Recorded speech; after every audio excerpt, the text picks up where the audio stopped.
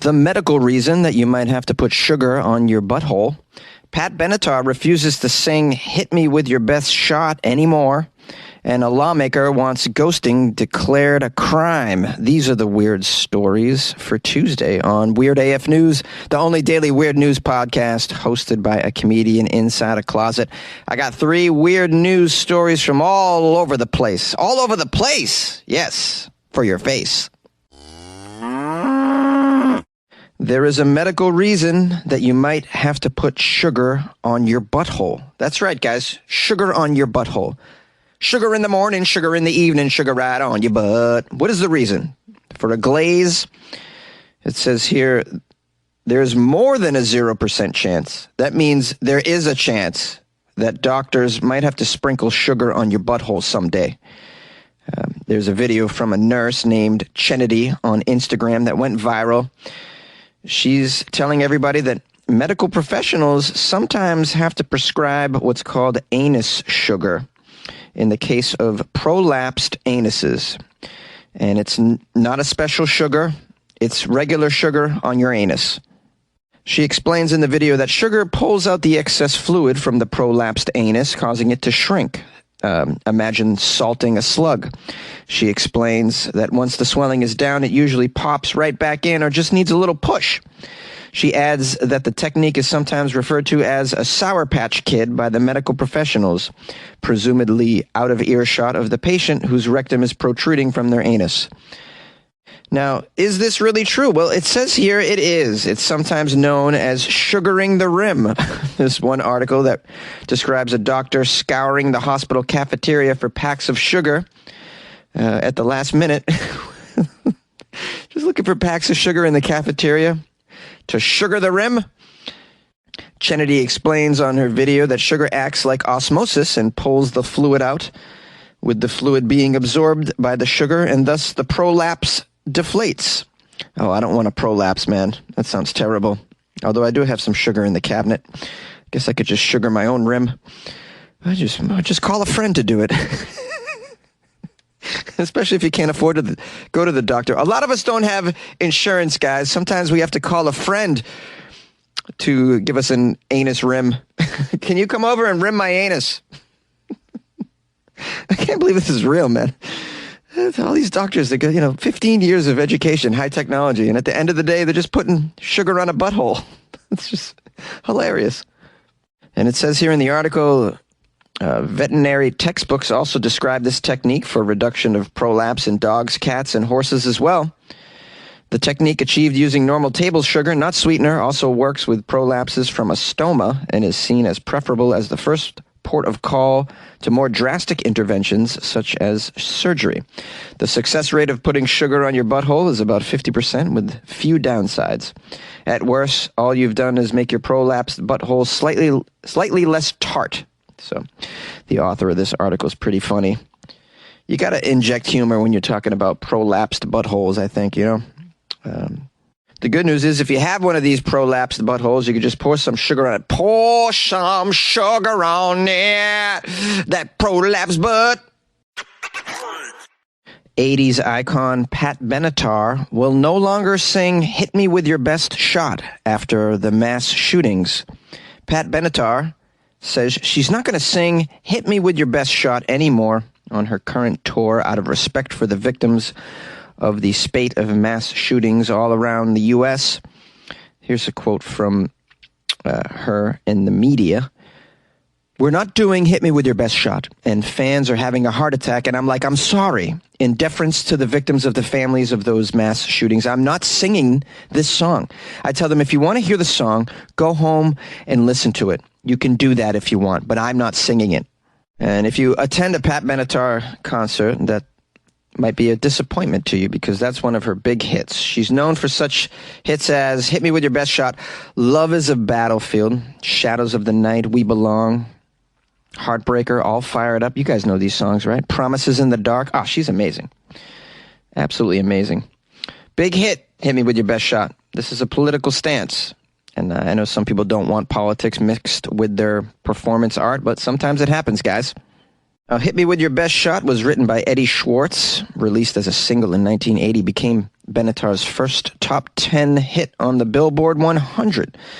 The song includes the lyrics, "Fire away," in the chorus. Pat Benatar says this is a tongue-in-cheek, but you have to draw the line. Benatar is touring through September all over the nation. She says she's actually unable to sing these words with a smile on her face anymore. And who can blame her? The United States, unfortunately, hasn't seen 1 week without a mass shooting this year, according to Gun Violence Archive. One of the deadliest school shootings in U.S. history took place in May. Now, Pat Benatar says, "I'm not going to go on stage and soapbox about this. I go to my legislators. But that's my small contribution to protesting. I'm not going to sing this song. So, too bad." Hey, I think you got to respect the stance that she's taken, to be honest with you. I'm wondering if we'll see other artists do the same. Such as, I don't know, Cypress Hill. Are they going to do, "Here is something you can't understand. How I could just kill a man." You know, if you feel very strongly about gun violence in the country, maybe you don't do such things. And I ask you, as listeners and consumers of art, what do you think about Pat Benatar's decision not to sing this song? Does that upset you? Do you think this is appropriate, or do you think she should keep the politics out of the performance? If you feel strongly that musical artists shouldn't sing about violence right now, I mean, where are we with hip-hop? I mean, that's a lot of shooting going on in the hip-hop lyrics. Last I checked. Well, call the show. Tell me how you feel. 646-450-2012. You like podcasts? You're listening to my podcast. Maybe you thought to yourself, I'd like to make a podcast. Too difficult. No, not with Anchor. Anchor has free creation tools that allow you to record and edit your podcast from your phone or your computer. Anchor distributes your podcast to Apple, Spotify, Stitcher, and more. They have advertising integration, so you can even make a little money off your podcast. Everything you need to make a podcast in one place. Download the free Anchor app or go to anchor.fm to get started. And good luck with your podcast. Good luck with your creation. Good luck with your life, man. A lawmaker wants to make ghosting declared an emotional offense. This story is out of the Philippines. A lawmaker has filed a bill seeking to declare the act of ghosting a form of emotional abuse. You guys know what ghosting is? It's basically ending communication with someone without explanation. It normally happens on apps, social media, dating apps, this sort of thing. People ghost, man. It's very common. I'm sure you've been ghosted. Perhaps you've ghosted someone because you have no manners. Well, in House Bill number 611, which was released to the media on Tuesday, Negros Oriental Representative Arnolfo Tevez Jr. said that ghosting causes trauma as it develops feelings of rejection and neglect. He says studies have shown that social rejection of any kind activates the same pain pathways in the brain as physical pain, meaning there's a biological link between rejection, no matter what sort of rejection or where it comes from, and pain. That goes for friends and partners alike. It can be likened to a form of emotional cruelty, in fact, and should be punished as an emotional offense, he added. Now, Tevez doesn't indicate what the penalties would be for ghosting in his proposal to make this a crime.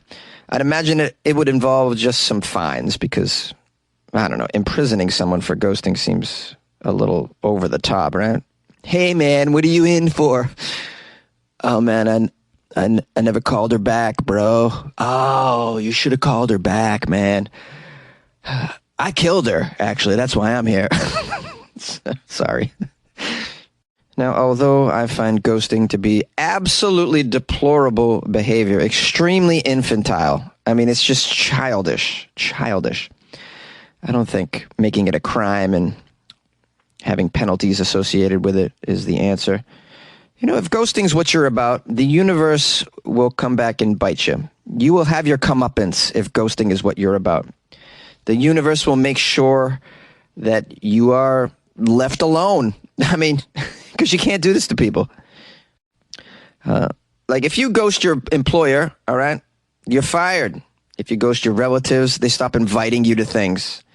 if you ghost your lovers, you'll get a comeuppance with that as well, in my opinion.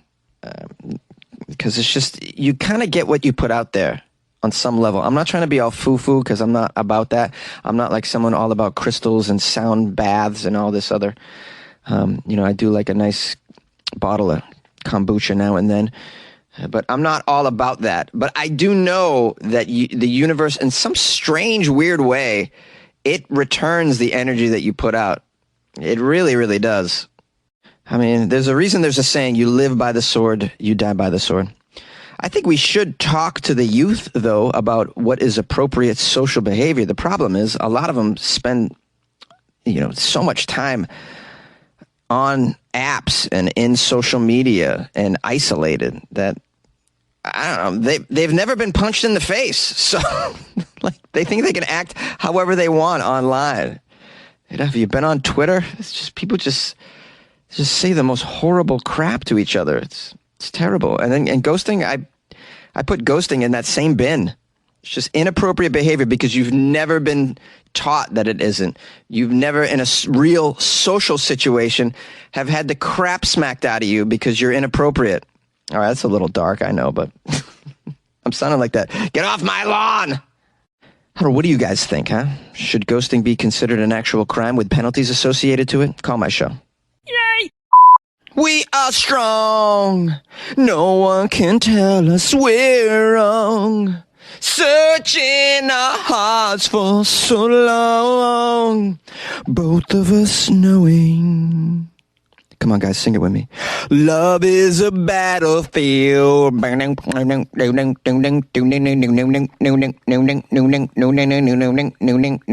it. You love it. Are you going to see Pat in concert? You're not going to hear that song, Hit Me With Your Best Shot. I thought that was about sexual activity. That was, what do I know? Hey, everybody. Thanks for making it to the outro where Jonesy goes extra insane. I want to give some love to someone bought me a coffee. Anna Smith bought me a coffee. So I want to let Anna Smith know how much I love her and how grateful I am that she bought me a coffee. And she wrote a lovely little note, short and sweet. She wrote, "Because of you, I'm laughing in the shower." And that's it. Tremendous message. That brought such a huge smile to my face. So thank you, Anna Smith. I screenshotted that and shared it everywhere. Look what someone wrote. Because of you, I'm laughing in the shower. It's like, it says it all right there. Also, I want to give some love to Jeffrey Dammit on Facebook, who wrote me an amazing note as well. Jonesy, you're in my inappropriately underdressed daily puppy pooping Alexa flash briefing walk. And I couldn't even fathom starting my day any other way. So I want to give love to Jeffrey, who I believe lives in Los Angeles. So shout out to Jeffrey. I'm part of his puppy poop and walk.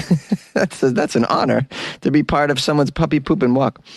On Patreon, I got a nice message from Jeff Coleman. Shout out to Jeff, who said, "Hey, Jonesy, you're still my favorite morning show before I start my work every day. Hope you're well and best wishes."